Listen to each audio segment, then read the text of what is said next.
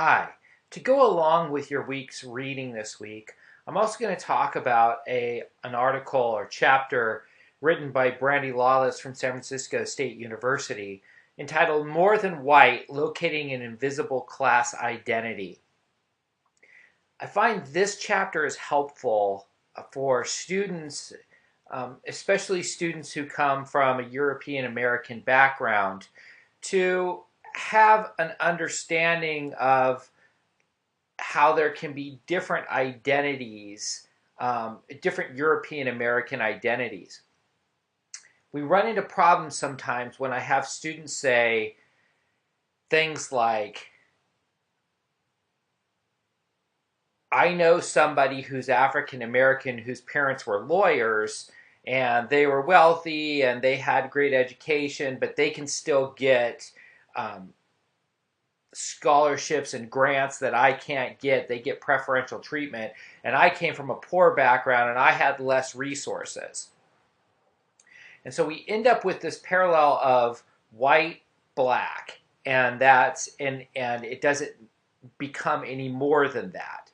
And we want to be able to understand more finer distinctions. That's why we talked about the notion of intersectionalities and why I gave you the lecture on intersectionalities, and also why we're talking about these ideas of invisible identity.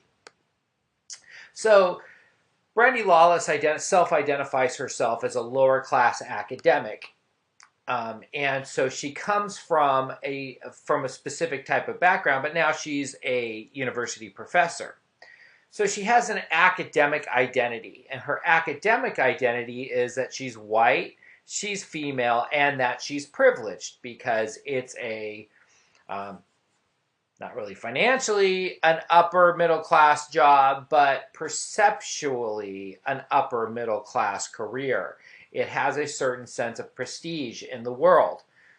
Some of us wish it would have more prestige. Some of us also wish it would have more income that would come with that prestige, but that's just not the way it is. But she also comes from what she considers a lower in class identity. And a lower class identity are people who live in a situation where they have income range that's below average. So Brandy Lawless was raised by a single mother. That single mother for long periods of time was unemployed. They had family assistance to be able to survive. She didn't have the resources that other kids had when she was going to school. The whole gamut of things that we would expect to be part and parcel with somebody living below the poverty line.